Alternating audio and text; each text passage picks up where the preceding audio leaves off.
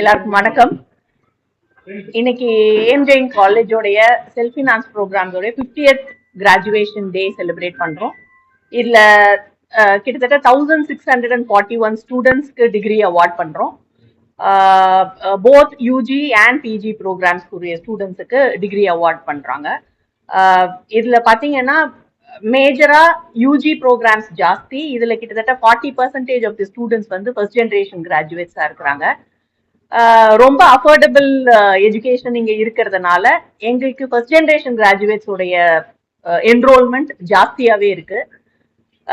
நிறைய ப்ரோக்ராம்ஸ் இப்போ new age programmes like computer science with artificial intelligence, criminology with criminal justice science, electronics with AI, இந்த மாதிரி psychology, இந்த மாதிரி இன்னைக்கு தேவைப்படுற எஜுகேஷன் நிறைய ப்ரோக்ராம்ஸ் ஆஃபர் பண்ணிட்டு இருக்கிறோம். அந்த ஸ்டூடெண்ட்ஸ் புதுசா வந்த ப்ரோக்ராம் போக பழைய ப்ரோக்ராம்ஸும் இப்போ விஷுவல் கம்யூனிகேஷனா இருக்கட்டும், சாஃப்ட்வேர் அப்ளிகேஷனா இருக்கட்டும், இந்த மாதிரி ப்ரோக்ராம்ஸும் இன்டீரியர் டிசைன், இதுலயும் ஆர்ட்ஸ் அண்ட் சயின்ஸ் படிக்கிற ஸ்டூடெண்ட்ஸ் நிறைய பேர் இருக்கிறாங்க. அவங்க எல்லாருமே இன்னைக்கு டிகிரி சார் கையால வாங்குறாங்க. இதுல முக்கியமா சொல்லணும்னா 3 students university rank first rank வாங்கியிருக்கிறாங்க. இது போக டாப் 10 ரேங்க்ஸ்ல எங்களுடைய ஸ்டூடெண்ட்ஸ் 34 ஸ்டூடெண்ட்ஸ் இருக்கிறாங்க. அதுதான் ஸ்பெஷாலிட்டி. இந்த வருஷத்துக்கான புது இனிஷியேட்டிவ் அப்படின்னு பாத்தீங்கன்னா எங்களுக்கு இன்குபேஷன் சென்டர் இனோவேஷன் செல்லுன்னு ஒன்று ஆரம்பிச்சிருக்கிறோம். அந்த இன்குபேஷன் சென்டர்ல ஸ்டூடெண்ட்ஸுக்கான கிரியேட்டிவிட்டியை இன்னும் என்ஹான்ஸ் பண்ணணும். இன்ஜினியரிங் காலேஜ்ல மட்டுமே இந்த மாதிரியான இனோவேஷன் இருந்த காலகட்டம் போய் காலேஜ்லயும் இந்த மாதிரி ஆர்ட்ஸ் அண்ட் சயின்ஸ் காலேஜஸ்லயும் கவர்மெண்ட் எய்டட் காலேஜஸ்லயுமே இந்த மாதிரி இனோவேஷன் வரணும், நிறைய பசங்களுக்கு தெரியணும் அப்படிங்கிற இனிஷியேட்டிவ்ல இன்குபேஷன் சென்டர் ஆரம்பிச்சிருக்கிறோம். அதுக்கு சார் வந்து ஒரு பெரிய இன்ஸ்பிரேஷனா இருப்பாங்க. மங்கள்யான் இந்த மாதிரியான ப்ராஜெக்ட், சந்திரயான், இந்த ப்ராஜெக்ட்ஸ் எல்லாமே சாருடைய தலைமையில பண்ணதுனால சார் ஒரு பெரிய இன்ஸ்பிரேஷனா இருப்பாங்கங்கிறதுனால நாங்க சாரை வந்து சீஃப் கெஸ்டா இன்வைட் பண்ணியிருக்கிறோம். I think sir you left.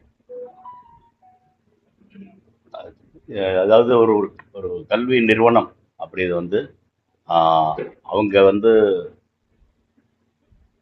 என்னுடைய நிறுவனர் பார்த்தீங்கன்னா அவர் எனக்கு இருந்து 7ஆம் வகுப்பு தான் படிச்சார் அப்படின்னாங்க. ஆனால் அவர் 7ஆம் வகுப்பு படிச்சிருந்தாலும் கூட இப்போ ஒரு பெரிய இந்த ஸ்தாபனமாக இந்த உருவாக்கி இங்கே நிறைய பேருக்கு கல்வி புகட்டினதை தாண்டி அதில் இங்கே முன்னால் படித்த மாணவர்கள் அப்படிங்க பார்த்தீங்கன்னா அந்த வரிசை பெரிய பரிசையாக இருக்கு. அதில் நிறைய பேர் வந்து இந்திய அளவில் சர்வதேச அளவில் கூட இந்தியாவினுடைய முகவரியை தெரிய அளவு கூட கொடுத்துட்டு போயிருக்காங்க. அந்த பரம்பரையில் இப்போ வரும் பொழுது இப்போ இவங்க சொன்ன மாதிரி இப்பவும் கூட கல்விங்கிறது ஒரு பெரிய மாற்றத்தை உருவாக்குது. அதை ஒரு வாய்ப்பு அளிக்கிறத தாண்டி கல்வி வந்து இப்போ ஒரு பெரிய மாற்றத்தை நோக்கி போயிட்டு இருக்குது. அப்படி மாற்றத்தை போகும் பொழுது இப்போ துறைகளுக்கு இடையில வந்து ஒரே துறை, பொறியியலுக்கே போனாலும் சரி, மருத்துவத்துக்கே போனாலும் சரி, எந்த துறைக்கு போனாலும் அந்த துறைகளுக்கு இடையே கூட நிறைய பெரிய வித்தியாசம் இல்லை. எல்லாம் தெரிஞ்சிருக்கணும் அப்படிங்கிற கம்ப்யூட்டர் சயின்ஸ் மட்டும் படிச்சா பத்தாது, ஏஐ படிக்கணும், மேத்தமேட்டிக்ஸ் படிக்கணும், அதே மாதிரி கோர் இன்ஜினியரிங் படிக்கணும் அப்படின்னு எப்படி பொறியியல் கல்லூரி இருக்குதோ அதே மாதிரி கலை அறிவியல் கல்லூரி வரும் பொழுது கூட நீங்க இது பழைய முறையிலே படிச்சா முடியாது. புதுசாக வரும் பொழுது வெளியே போகும் பொழுது அதற்கு மாணவர்களை தயார்படுத்தணும் அப்படின்னா கல்வியினுடைய முறை வேற மாதிரி வருது. அதாவது என்னத்தை கத்துக்கிட்டு நம்ம போறோங்களோ அதே ஒரு காலத்துல அதை வச்சுட்டே நம்ம 25-30 வருஷம் நம்ம பணிபுரிஞ்சு நம்ம படிக்கிறவங்க கூட வாழ்ந்துடலாம். இப்ப அப்படி இல்லவே இல்லை. துறைகளே வந்து கிட்டத்தட்ட 5 வருடங்களுக்கு ஒரு முறை மாறிட்டே இருக்கு. அப்படி போகும் பொழுது வெளியே போகும் பொழுது புதுசாக கற்றுக்கொள்ள வேண்டிய அவசியம் மாணவர்களுக்கு உருவாகுது. ஆக நித்தமும் கற்க வேண்டிய ஒரு அவசியம் இருக்கும் பொழுது அதை நோக்கி கல்லூரிகள் போகணும். அதுல வந்து நம்முடைய ஏஎம்ஜெயின் கல்லூரி மிக சிறப்பா பண்ணிட்டு இருக்காங்க அப்படிங்கிறத புரியுது. அது வந்து கலை அறிவியல் கல்லூரியா இருந்தாலும் ஆண்கள் பெண்கள் சேர்ந்து படிக்கிறவங்க இதா இருந்தாலும் கூட வெளியே போகும் பொழுது தேவையான திறன் மேம்பாடுகளை கல்வியிலேயே அவங்க கற்றுக்கிறதுக்கான வாய்ப்புகள் உருவாக்குறாங்க. அதே மாதிரி இப்போ வந்து இன்னோவேஷன் அப்படிங்கிறது அதிகமாக பொறியியல் கல்லூரியில் இருக்கக்கூடிய ஒன்றை வந்து இங்கேயே கொண்டு வந்து கொடுக்கும் பொழுது இன்னும் சிறப்பாக மாணவர்கள் உருவாக்க முடியும் அப்படிங்கிறத நோக்கி கல்வி போகுது. அதுக்கு தகுந்த மாதிரி அவங்க உருவாக்குறாங்க. அதன் வெளிப்பாட இன்னைக்கு வந்து 50வது ஆண்டு பட்டமளிப்பு விழா, அதில் வந்து மாணவர்கள் கலந்து கொள்ளும் பொழுது அதிகமாக பார்த்தீங்கன்னா நிறைய இடங்கள்ல பட்டமளிப்பு விழா போயிருக்கேன். போகும் பொழுது மாணவர்களுக்கு சொல்லுவது இப்போ வந்து நிறைய வாய்ப்புகள் இருக்கு. வாய்ப்புகள் இருந்தாலும் போட்டிகளும் அதிகமாக இருக்கு. அந்த போட்டிகளுக்கு தகுந்த மாதிரி நம்ம பந்தய குதிரை மாதிரி நம்ம என்றைக்கும் தயாராக இருக்க வேண்டிய அவசியம் இருக்கு. அதுவும் இல்லாம காலகட்டத்துக்கு தகுந்த மாதிரி நம்ம வந்து வெளியே வெளியே எந்த படிக்க போனாலும் அதை கற்றுக்கொள்ள வேண்டிய அவசியம் இருக்குது அப்படிங்கிறத நம்ம சொல்றோம். அதுவும் முக்கியமாக இளைய பாரதம் பாரதி சொல்லியிருப்பார். ஆனால் உண்மையிலேயே உலக அளவில் பார்த்தீங்கன்னா இளைஞர்கள் அதிகமுள்ள நாடாக இந்தியா இருக்கிறத தாண்டி அடுத்த 30-40 வருடங்களுக்கு நம்ம தான் இளமையா இருக்க போறோம். இப்போ ஒரு வீட்டிலேயே பார்த்தீங்கன்னா கூட இளைஞர்கள் தான் அந்த அந்த அந்த வீட்டினுடைய நம்பிக்கை, அந்த சமுதாயத்துடைய நம்பிக்கை அப்படிம்பாங்க. அதே மாதிரி நம்முடைய நாட்டின் நம்பிக்கையை தாண்டி உலகின் நம்பிக்கையாக கூட இந்திய இளைஞர்கள் உருவாக வேண்டிய அவசியம் இருக்குது. அப்படிங்கிறன்னா உலகத்துல எங்கெங்கே நடக்குதோ அதுக்கு தகுந்த மாதிரி நம்ம தகுதிப்படுத்திக் கொள்ள வேண்டும்.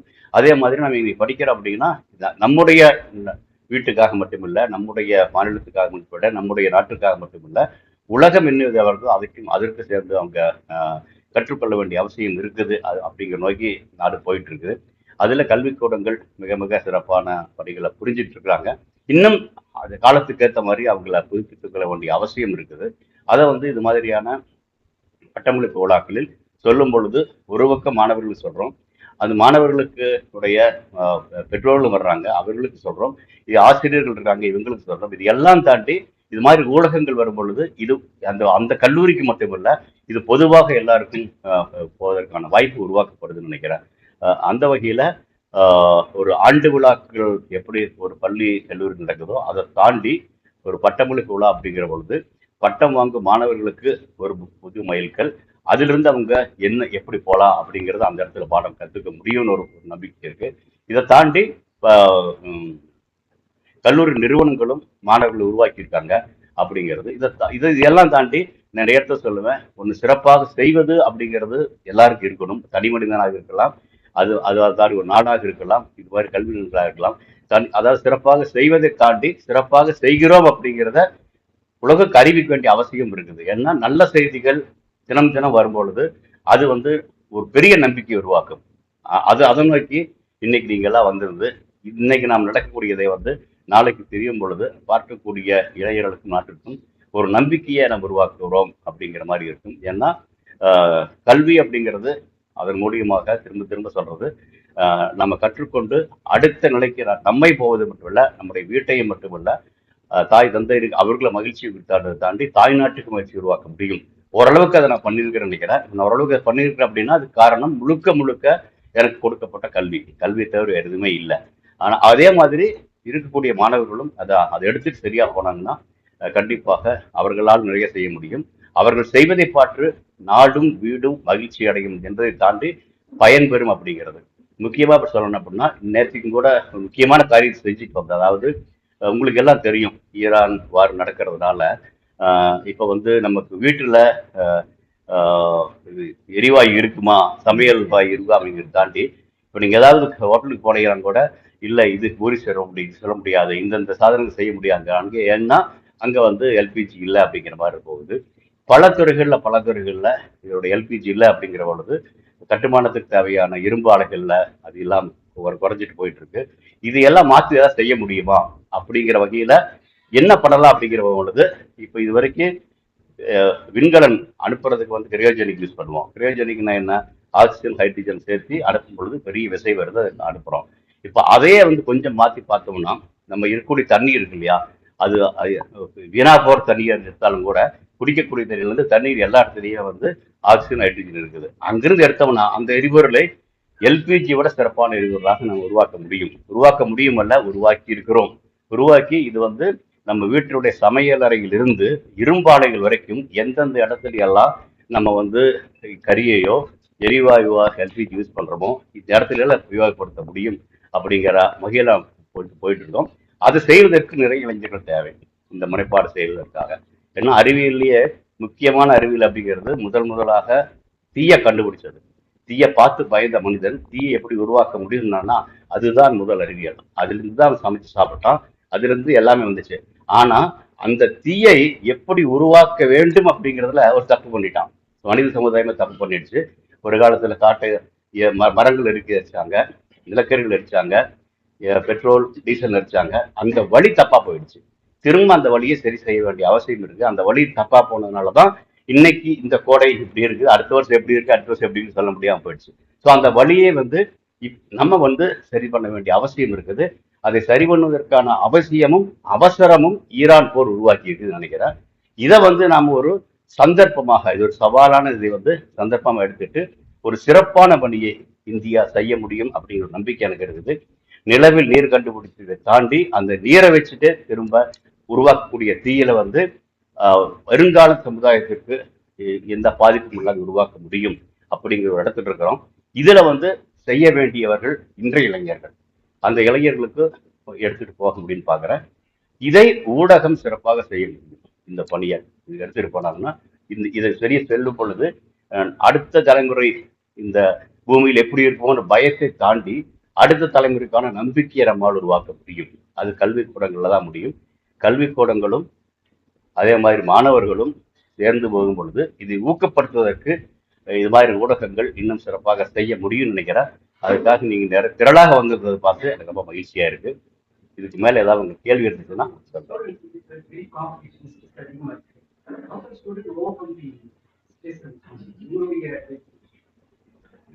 இல்ல அது என்ன என்ன என்ன என்ன என்ன பாக்குறேன் அப்படின்னா ஸ்ட்ரெஸ் இருக்கிறது, ஸ்ட்ரெஸ் இருக்குது. அதாவது நீங்க ஒரு இடத்துக்கு சாப்பாட்டு போனாலும் கூட இந்த இப்ப காலகட்டங்களில் திருமணத்திலையும் கூட நிறைய அடுக்கி வச்சிருக்காங்க. ஆனா எவ்வளவு அடுக்கி வச்சிருக்காங்க, நம்ம நமக்கு என்ன பிடிக்குது எடுத்து எடுத்து எடுத்து எடுத்து சாப்பிட்டா நமக்கு உடம்புக்கு நல்லது, பிரச்சனை இல்லாம இருக்கும். அதே மாதிரி இப்ப வந்து என்ன சொன்ன இல்லையா, நிறைய வாய்ப்புகள் இருக்கு. எல்லா வாய்ப்பும் நமக்கு எடுக்க வேண்டிய அவசியம் இல்லை. ஆனால் எந்த எடுத்தாலும் அதில் இன்று சிறப்பாக போவதற்கான வாய்ப்பு இருக்கு.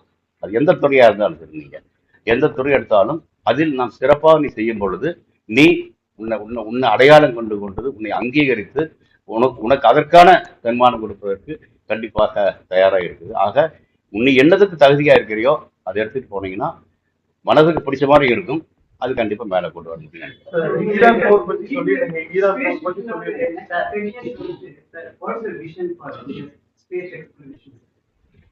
ஓகே, ஸ்பேஸ் எக்ஸ்ப்ளோரேஷன் அப்படின்னு பாத்தீங்கன்னா உலகத்துக்கே வந்து விண்வெளித்துறையை வந்து மனித சமுதாயத்துக்கு உபயோகப்படுத்த முடியும். ஒருத்தருக்கு வந்து சண்டை போட வேண்டிய அவசியம் மனித சமுதாயத்துக்கு உபயோகப்பட முடியும். ஏன்னா விண்வெளித்துறை அப்படி வந்து அமெரிக்காவும் ரஷ்யாவும் அவங்களுடைய பணியுத்தம் சொல்லுவாங்க இல்லையா, கோல்டு வார், அந்த சமயத்துல வந்ததுதான் வந்துச்சு. ஆனா அதை தாண்டி நம்ம எடுத்து என்ன பண்ணோம், அந்த விண்வெளித்துறையை எப்படி உபயோகப்படுத்த முடியும். அது செய்தி பரிமாற்றக்காக இருக்கலாம், தொலை உணர்வுக்காக இருக்கலாம், நேவிகேஷனுக்காக இருக்கலாம், பருவநிலை மாற்றத்தை அறிஞ்சுக்காக இருக்கலாம். இப்படி எல்லாம் செஞ்சோம். நிலவுக்கும் செவ்வாய்க்கும் போவது சிறு பணிதான். அதை தவிர நானே பார்த்தீங்கன்னா என்னுடைய பெயர் சந்திரயான் மங்கள்யான் தெரிஞ்சிருக்கலாம். ஆனா அதை தாண்டி 60 கடல்கள் செஞ்சிருக்கேன். இது எல்லாமே வந்து விவசாயிக்கும் மீனவர்களுக்கும் எல்லையில் இருக்கக்கூடிய நம்முடைய சகோதரர்களை அவங்களுக்கு தேவையான செய்திகள் சொல்வதற்கும் உலகளாவில் பார்த்தீங்கன்னா அதிகமான செய்தி கூடங்கள் இருக்கக்கூடிய ஒரு நிலமாக இந்தியா இருக்குது அப்படின்னா அதற்கு நம்முடைய செயற்கைக்கோள்கள் தான் உதவி இருக்குது. இப்ப மனிதர்கள் இருக்கக்கூடிய எல்லாத்துக்கும் இன்றைய நாட்டு நடப்பு சரியா தெரிஞ்சிருக்குது அப்படின்னா 50 வருஷத்துக்கு முன்னாடி இது மாதிரி நாட்டு நடப்பு தெரிஞ்சிருக்குல்ல, இன்னைக்கு தெரிஞ்சிருக்குதா கண்டிப்பா நம்முடைய செயற்கைக்கோள். அந்த வகையில சமுதாயத்துக்கு தேவையானதை மிக அதிகமாக செய்தவர்கள் இந்தியர்கள். அதில் நம்ம ஒரு பங்கு இருக்கு சொல்ல முடியும். இதை தாண்டி இனிமேல் நிலவுக்கு போகிறது கூட, மற்றவங்க எல்லாம் நிலவுக்கு போனது போட்டிக்கு போனாங்க, நம்ம அப்படி இல்லை, நிலவை முழுதாக அறிந்து கொள்வதற்காக போனோம். அந்த அறிந்து கொள்வது இயற்கையா வந்திருந்த நிலவில் நீர் இருக்குதுன்னு சொன்னோம். எப்படி தீ அப்படிங்கிறது முக்கியமோ அதே மாதிரி திரும்ப நீர் அப்படிங்கிறது முக்கியம். எந்த போனாலும் அந்த நீர் வந்து நீரை ஆதாரமாக வைத்து வரக்கூடிய சக்தியை உருவாக்கணும்னா அது வந்து நம்ம உலகத்துக்கு வந்து மனித குலத்திற்கு பாதிப்பில்லாத உருவாக்க முடியும். அதை நோக்கி தான் நம்ம பயணிக்கிறோம். இப்ப கிட்டத்தட்ட 50 வருடங்களாக நிலவை பற்றி கவனிக்காமல் இருந்த அமெரிக்கா இப்ப திரும்ப நிலவுக்கு போகுது. அதுவும் நாம் சொன்ன தென்துருவத்துக்கு போகுது அப்படின்னா அதற்கான வழியமைத்தவர்கள் நாம. சரியா படிச்சுக்கணும். ஆனா இந்த வழியமைத்த நாம வந்து அடுத்து நிலவில் குடியமைப்பு வரும் பொழுது அதில் இந்தியர்களுக்கும் உரிமை உண்டு அப்படிங்கிற வகையில போகும் பொழுது இன்னைக்கு அமெரிக்காவுக்கு போறதுக்கு விசா கேட்கலாம். ஆனா நாளைக்கு என்னுடைய அடுத்த தலைமுறை நிலவுக்கு போகும் பொழுது இந்தியர்களுக்கு யாரும் விசா கொடுக்க வேண்டிய அவசியம் இல்லை நிலைக்கு போகும். இது வந்து அறிவியல் ரீதியாகவும் தொழில்நுட்ப ரீதியாகவும் இந்தியர்களை வந்து ஒரு உயர்ந்த தளத்துக்கு கொண்டு வர உதவும் நினைக்கிறேன்.